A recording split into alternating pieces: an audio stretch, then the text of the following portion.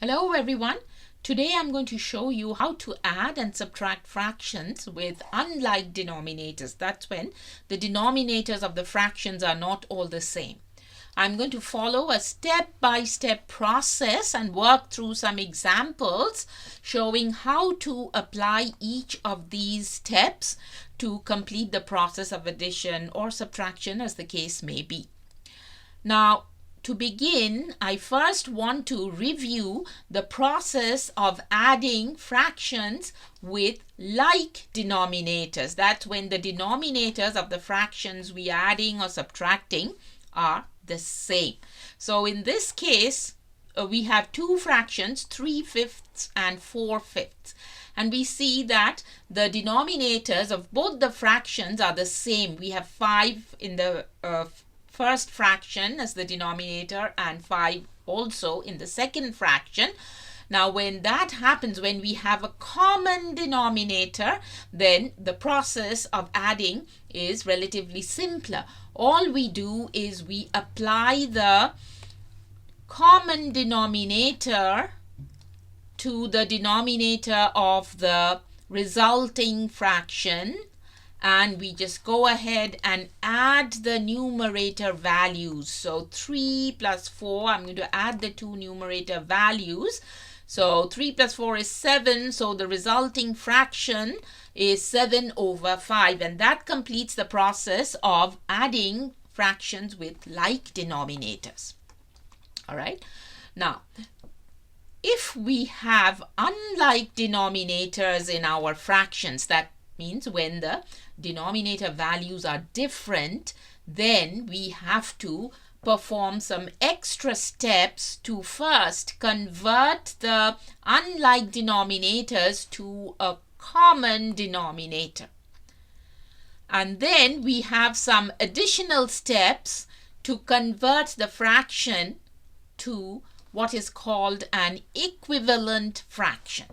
Now I'm going to talk at length about equivalent fraction when I go through an example of adding fractions with unlike denominators. So let's go into working through the example. All right, so I'm going to clear the space here and we are going to come up with two fractions with unlike denominators and add them up. So I am going to make this the first fraction 3/8 and the second fraction 5/6, and we will perform an addition of these two fractions.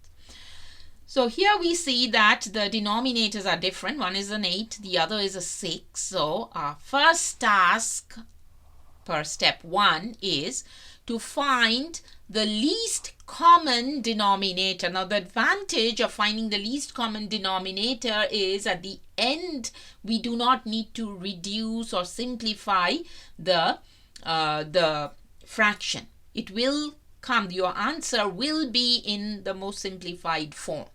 All right, so we will be finding the least common denominator, and here it says we use the same process as finding the LCM, or the least common multiple. Essentially, least common denominator and least common multiple are the same things. We are using a different name here because we are working with denominators. All right, now I've already posted a video on how to find the LCM with a detailed step-by-step process. If you haven't watched that yet, you may want to, but I'm going to review the steps anyway briefly. So let's complete the first step of finding the LCD. All right, so the process I use to find the LCD is I take my two denominator values and first I will factor them in prime factors. So the prime factors of 8 are 2 times 2 times 2, right? 2 times 2 times 2 is 8. And the prime factors of 6 is 2 are 2 times 3. All right, so we have now factored our denominators in prime. In the next step, I'm going to express those same factors in exponent form. I'm going to express the factors in exponent form. So I have 2 times 2 times 2, which we can write in exponent form as 2 to the power 3. All right, 2 occurs 3 times as factors of 8. For the factors of 6, 2 occurs once as a factor of 6. So I'm going to write that as 2 to the power 1. And 3 also occurs once. So I'm going to write that as 3 to the power 1. In the final step of finding the LCD, what we do is we pick each unique factor once, but the ones with the highest exponent. So of 2 to the power 1 and 2 to the power 3, 2 to the power 3 has the highest exponent.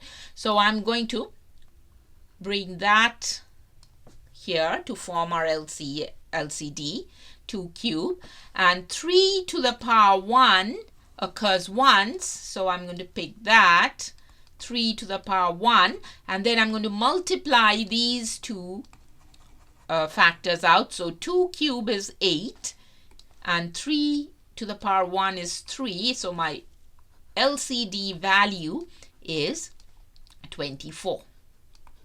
Okay, so now we have completed. We've completed step 1. We can go on to step 2. It says apply the LCD as the denominator for all fractions. So in step 2, I'm going to replace the denominators of the two fractions with 24, the LCD value that we just found. All right, the LCD value is now in the denominator of the two fractions. Now the third step is a critical step where we adjust the numerator of the fractions. All right, now we need to adjust the numerator of the fractions in order to obtain an equivalent fraction. Now an equivalent fraction is one which when reduced or simplified gives us back the original fraction.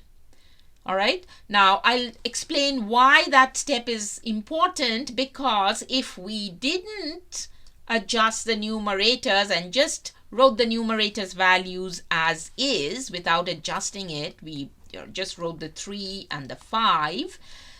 Look at this fraction. 3 over 24 is an entirely different fraction from 3 over 8, the original fraction.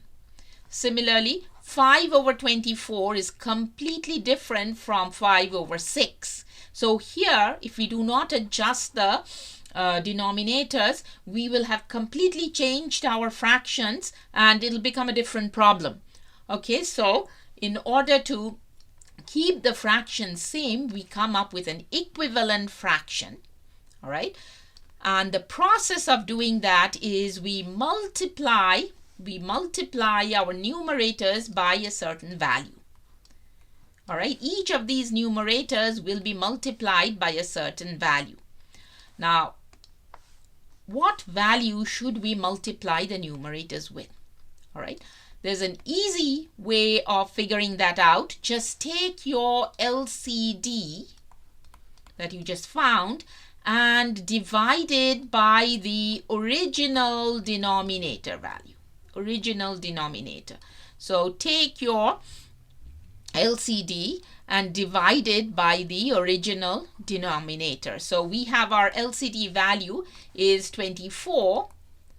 The original denominator of the first fraction is 8. So I'm going to divide that by 8. So 24 divided by 8 is 3. So I'm going to multiply the first numerator by 3. The second one is the second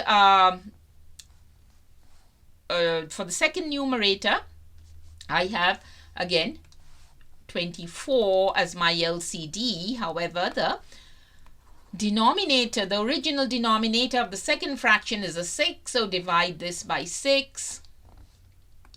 Divide 24 divided by 6 is 4. I am multiplying 5 by 4. And once we have done that, you can multiply out the numerators. Now 3 times 3 is 9. So we have 9 over 24. And 5 times 4 is 20, so I have 20 over 24.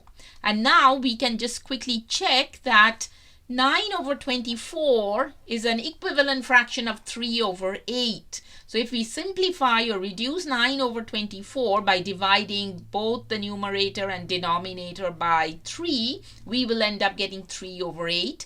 Likewise, if we reduce 20 over 24 by dividing both the numerator and the denominator by 4, we will end up with 5 over 6, right? So now they have been converted into equivalent fractions. So now that we have a common denominator of 24, we use that in the resulting fraction. 24 is in the denominator of the resulting fraction. We can go ahead and add the two numerator values, 9 and 20, which gives us 29 over 24, and that is the answer of this addition, right? So I'm going to give you a little homework for you to see if you can apply these steps to perform the addition of fractions with unlike denominators. So let me give you that. The homework is to work on adding these two fractions, 11 over 12 plus 15 over 16. So please work through this and apply these steps to see if you can apply the process, and if you can post your answer in the comments section, I will be happy to go over it and check. All right, so I will see you in another video soon. Thank you very much.